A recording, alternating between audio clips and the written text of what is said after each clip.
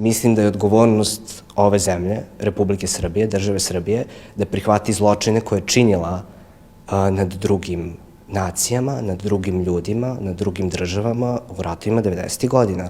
Ok, to je bio rat, stvari u ratu se dešavaju, gnusne stvari i različite pozicije pokušavaju da opravdaju određene akte u ratu, ali ova država i pre svega čelnici ove države na čelu sa Aleksandrom Vučićem koji je na brdima Sarajeva radio stvari o kojima ne želim ovde da pričam jer su bile gnusne i izjave koje je imao, pa to je strašno, on treba da bude iza rešetaka zbog toga što se mene tiče.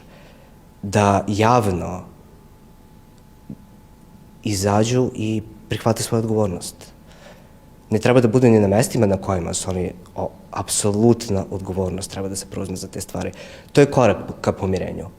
Ljudi će međusobno da se, kako da kažem, pomirit ćemo se mi, to je neminovno, ja zaista želim da se to desi. Evo ovaj momak koji priča, baš je pričao o tome, kako ja mogu da odem tamo da radim, da pričam s ljudima, da budem s njima, da im pružim ruku i da nam zajedno svima bude dobro, da zajedno delimo priče, iskustva, jer to je na kraju dana biti čovek, to je glavna stvar o kojoj mi možemo da pričamo u bilo kojoj temi, u bilo kom problemu do koga dođemo kao ljudi.